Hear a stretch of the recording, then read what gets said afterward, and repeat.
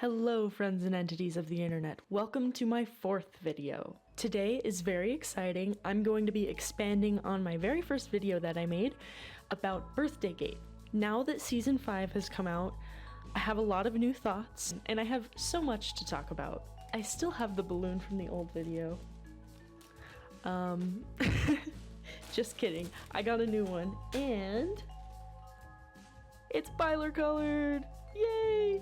So if you don't know what I'm talking about, if you don't know what birthdaygate is, or if you've kind of heard of it but still don't really understand it, I would recommend you to watch my first video. I'll link to it up here. Regardless if it's been a while, if you don't really feel like it, I'll go ahead and give the synopsis. So birthdaygate was born when season 4 released, and in one of the episodes, the date was shown, and the date was March 22nd, which also happens to be Will's birthday.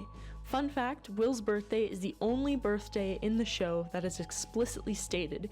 Even when they talk about Dustin's birthday in season 4, they don't say the actual date. So I think that's interesting. But people were confused that no one in the show reacted to the fact that it was Will's birthday, and they kind of assumed the Duffers and the show writers just forgot, and the timeline just kind of happened to land around there. When they were asked about it in an interview, they said, yep, sorry, we forgot. But essentially, birthdaygate is kind of a conspiracy that they're lying to us, they're leading us astray, and that the birthday thing, the so-called mistake, was intentional all along. There's a lot of evidence for this that they've been planting for a while. The theory states that Mike, Joyce, and Jonathan all are cursed by Vecna and have had their memories altered or removed, specifically memories that involve Will. Some people who believe in this theory also think that Will himself possibly has forgotten memories, or in the future this season, Vecna will attempt to take away his memories. I think this too, if we look back at season 2, when we see Will get more and more possessed by the Mind Flayer, he slowly loses his memories. His brain is making room for the Mind Flayer by taking away his own memories. I think there's going to be a similar thing happening with Vecna and Will tapping into the hive mind again in season 5. I think he might lose some memories as well, or at least lose himself to an extent. I think he will get corrupted. But if you want to know about the powers that I think he'll be using and how he could get corrupted by them, go watch my Eye of Vecna video. I'll link it right here. Now, if you've survived this far without clicking into any other links, that's awesome, because I am about to get into all of the season 5 birthdaygate evidence, some other pieces of evidence, and my updated opinion on what I think might happen. Now, I want to remind you guys that the birthday memory that I believe is altered, or will be messed with if it hasn't been messed with already, is Will's 8th birthday specifically. Throughout the season, we see Will and Joyce have multiple emotional moments together. Their relationship is kind of complicated by the fact that because of Will's trauma, Joyce feels an extra sense of protectiveness over Will. But with that, Will feels unable to be independent, and so they kind of have this strain in their relationship throughout the season. But in one of the later conversations that they had, Joyce opens up to Will about the guilt that she feels for not protecting him well enough when he was taken, and the fact that she has that guilt might lead to her overcompensating with that protectiveness now that he's older. But when she's describing this, she talks about how she feels guilty for leaving her 11-year-old boy alone. She insinuated that Will was 11 years old when he went missing. Now, with the rest of the lore in the show, this is just untrue. We know that he was 12 at the time that he was taken into the Upside Down. I think at this point, if Joyce has forgotten his 8th birthday, I almost wonder if that year of his life was kind of just removed and everything else kind of fell down like a year, making her say he was 11 instead of 12. We also have gotten a little bit of birthday imagery within the first 4 episodes. At one point, whenever Mike looks through the window at the hospital and spots the book A Wrinkle in Time, and he kind of has that epiphany about Holly talking about Mr. Whatsit, during that scene, one thing we see is that as it pans down from Mike, the wall has a strip of birthday balloons decorating it. And just to rub it in, immediately after, of course, we have the context of them talking about Mr. Whatsit, but immediately after we see this birthday imagery, Mike and Lucas talk about not believing in coincidences, as they're looking directly at the camera. And then the most important birthdaygate evidence or birthdaygate reference, in my opinion, is at the very end of Sorcerer when Will recalls his fond memories. If we rewatch this scene, the very first one we see is Mike and Will meeting on the swings for the first time. This is not the first time this memory has been mentioned in this show. It was also mentioned in the shed scene in season 2 whenever Mike was describing this memory to Will in order to encourage him to fight through the possession. And then we also get the memory of Will and Jonathan building Castle Byers. And then of course, we get the memory of Will drawing the rainbow ship. So we get the Joyce memory, the Jonathan memory, and the Mike memory. We also get some bonus Mike memories with them discovering D&D, which I thought was cute. But those three were all in the shed scene. Essentially, Will is using these same memories to fight Vecna for a second time. But I think it's interesting because birthdaygate revolves around these specific memories. It's theorized that these memories have been taken away from Mike, Joyce, and Jonathan, and that possibly they will be taken away from Will at some point as well. We know now that he still has those memories at that moment in Sorcerer, but I wonder, because he's tapping into the hive mind, into Vecna essentially, and if he's able to see into Will's mind as well, he was able to watch those memories play out. And I wonder if Henry having access to those memories is going to be significant, because he could use that to find the memories in Joyce, Mike, and Jonathan and like do something with them, or create a distorted version of those memories to try and get them to turn against Will. There's a lot of possibilities here. Now, before I get too much into that vein of theorizing, I want to talk about a couple other leaked things that we found out since I made my first video. The most important recent discovery that people have been talking about is that Henry's birthday, get ready, drum roll, is March 22nd. That is like the one piece of information for me that just settles it. Like, it's intentional. Something is going on with March 22nd. Something I discovered that I didn't mention in my first video because I didn't know it at the time was that Henry was also taken into Dimension X on his 8th birthday. In the first shadow, he goes into a cave where he discovers abandoned scientific equipment. He tries to mess with it, and at that moment, he's accidentally transported into another dimension called Dimension X.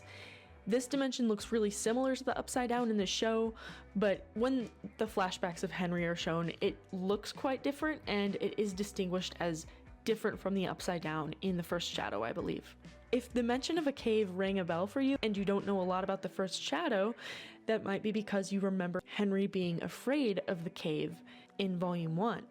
I definitely think this is tied to his trauma because the day that he accidentally got transported into Dimension X is the day that the Mind Flayer took over, similar to how it did with Will in Season 2, where it went into his body and he was forever changed after that.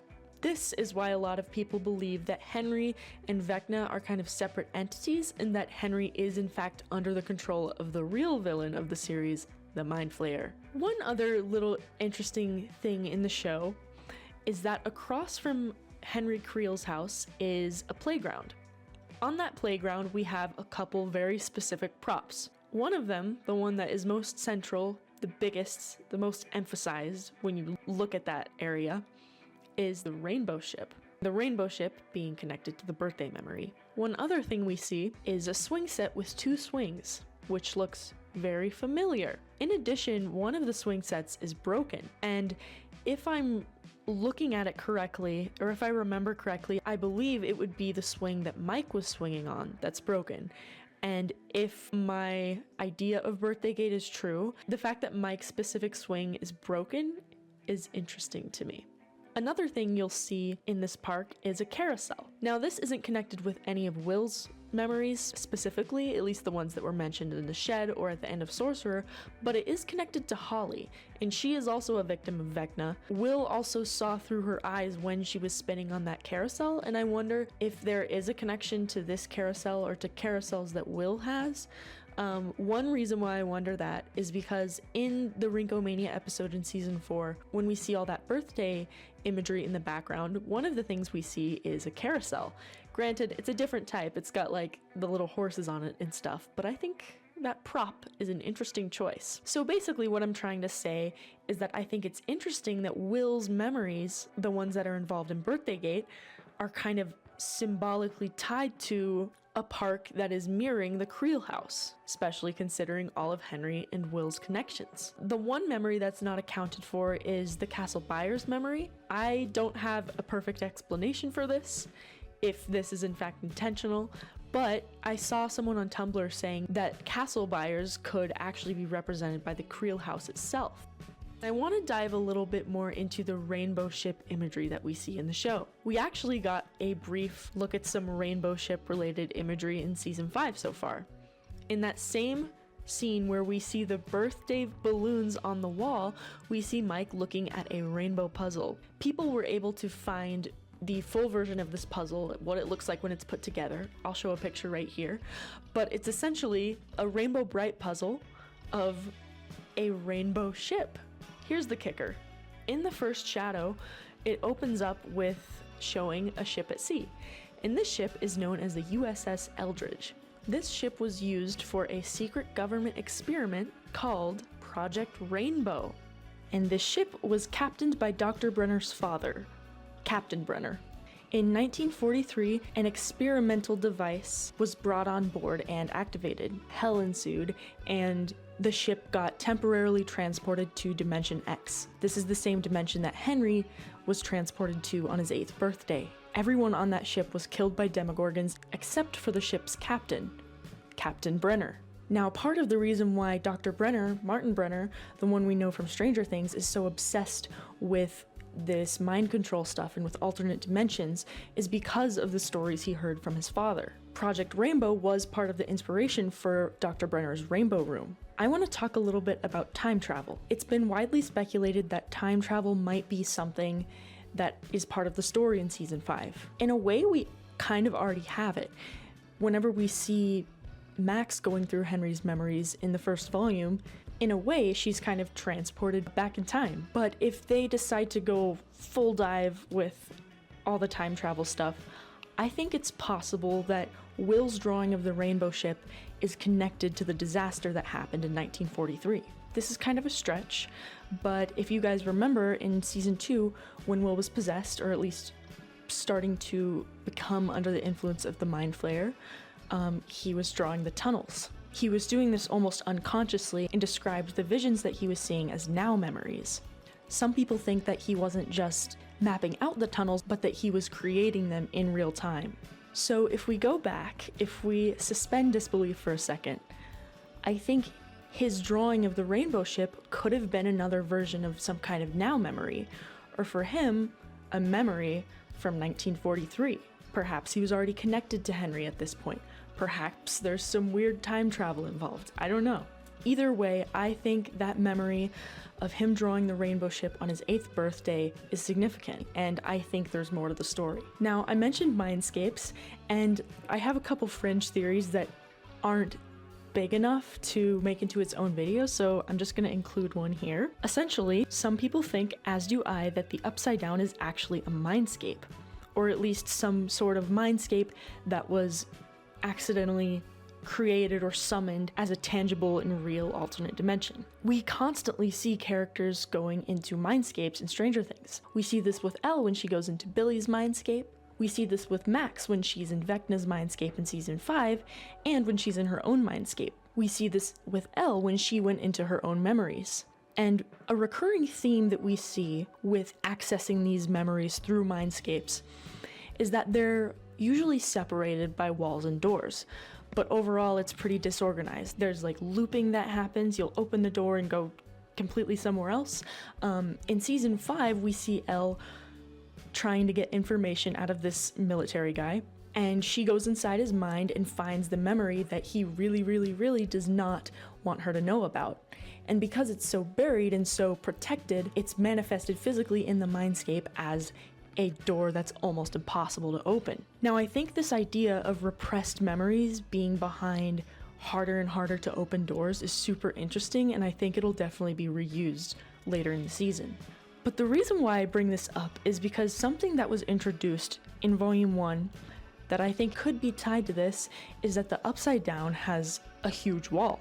Now, this flesh wall is almost impenetrable, and later Dustin, I believe, talks about how the wall is essentially a big circle that encapsulates the Upside Down. So if you consider the Upside Down being a mindscape theory, and you think about what the wall could mean in that context, it kind of lines up with the doors and walls that separate memories within a mindscape. What I'm trying to say is, I think it's very possible that the Upside Down itself is a traumatic memory encapsulated by an almost impenetrable wall because it's like protecting itself. The trauma is like isolating itself, if that makes sense. Or the memory itself is very, very buried. Personally, I think it's Will's mindscape. Will's connection to the Upside Down has been a real mystery. It's kind of unknown why Henry chose him, why he is so involved. It's also been hinted at in interviews that some of Will's trauma from before the Upside Down might be revisited in season 5. Specifically, his trauma revolving his birth father, Lonnie. Now, this guy is already shown to be a horrible person. The very first thing that Jonathan checks after Will goes missing is, when he goes to visit Lonnie, is the back of his trunk, which I think says a lot about Lonnie's character.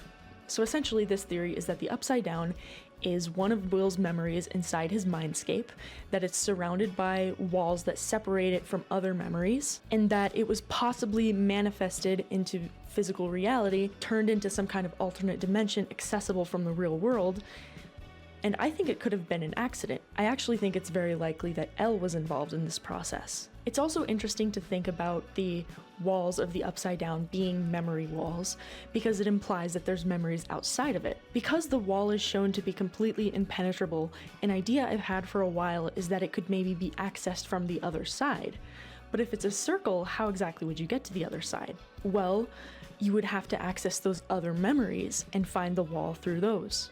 Maybe the other memories that surround this are positive memories, and it would be in theme for Will to recover loving memories, happy memories, to combat this traumatic memory that he has, and that he would be able to access it through those good memories, unburying his trauma, and allowing the love that he's experienced to help heal the traumatic memory. I also think it's possible that the way to penetrate the wall will be for one person to be on the Upside Down side and another person to be on the other side of the wall, and for them to meet in the middle. I definitely believe this could be a Will and Elle situation. If the Upside Down is some sort of memory or mindscape, it could be related to Vecna, to Henry.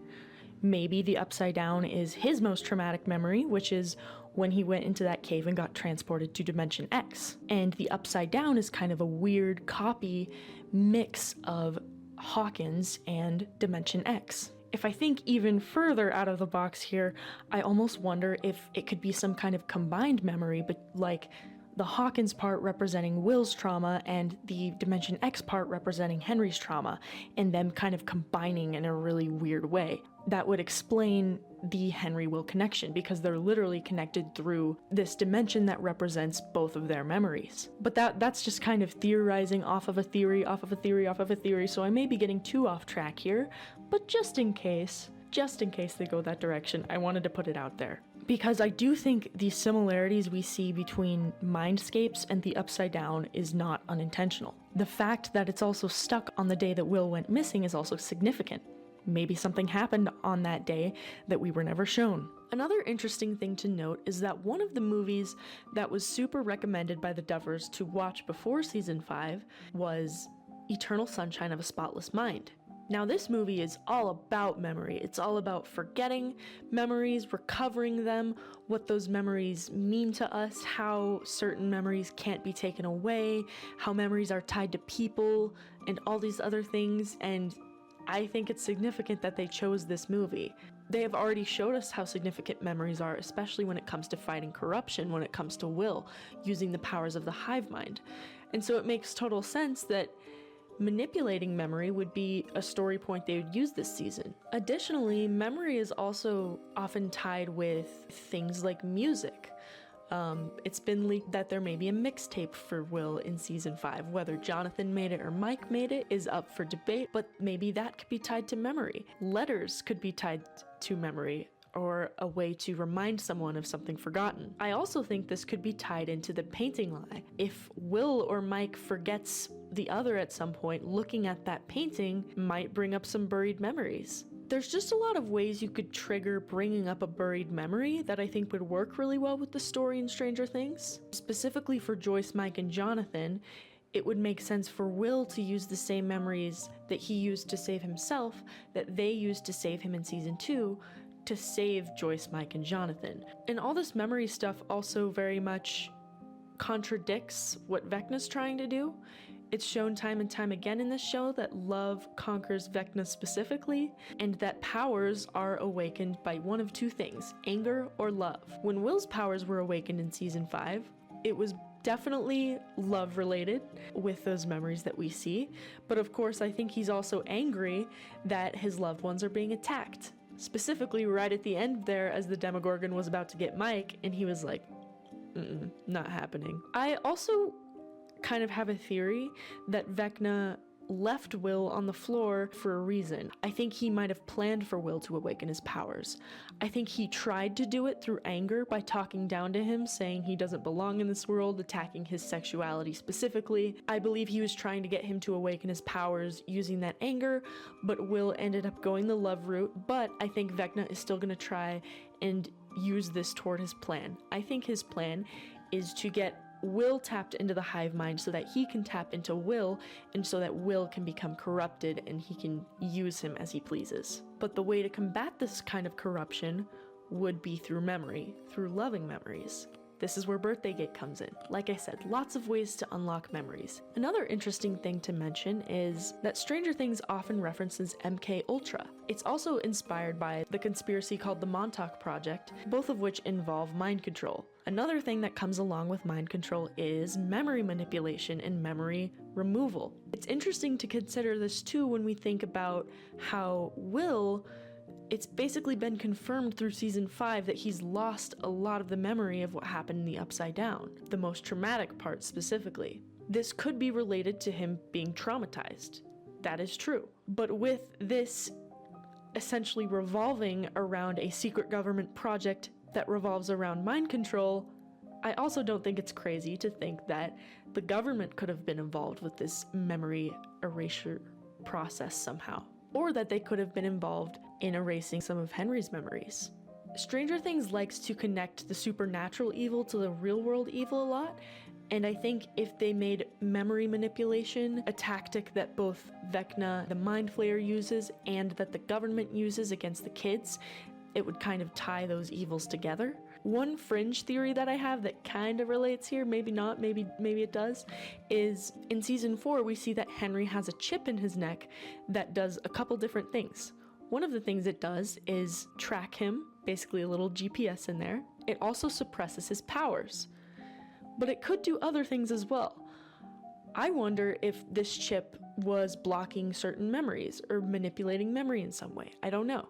I believe Will has one of these chips as well. He's constantly touching the back of his neck, and that parallel is made with Vecna, with that chip being in the back of his neck initially. They talked about this insane technology that Dr. Brenner had created called Soteria. I don't think they would have gone through emphasizing the fact that it was this revolutionary technology and showing us the chip and doing all that if they were just never going to bring it up again. Because at this point, Henry, Vecna, does not have it anymore. So where else would it be relevant? Where else could they bring it up again? Maybe with Will Byers. Maybe even with the other numbers like 11 and Kali. However, they don't have that neck thing, and that's the main reason I'm thinking it might be tied to Will. This is also connected to the fact that Will's powers before season 5 have been pretty mundane compared to the crazy stuff that we see 11, Henry, Callie, and the other lab kids do. Now, we've been shown he has a very powerful connection to the hive mind, but if he has any other powers, maybe fire powers perhaps, maybe those powers are being blocked somehow by a device that was maybe put in after he was taken out of the Upside Down and taken care of by the lab's doctors. I'm kind of getting out of birthdaygate territory here, but I think Will's disappearance was planned by the government, by the lab. Initially, they had an entire hyper-realistic body prepared at a point where they didn't even know where he was in the Upside Down.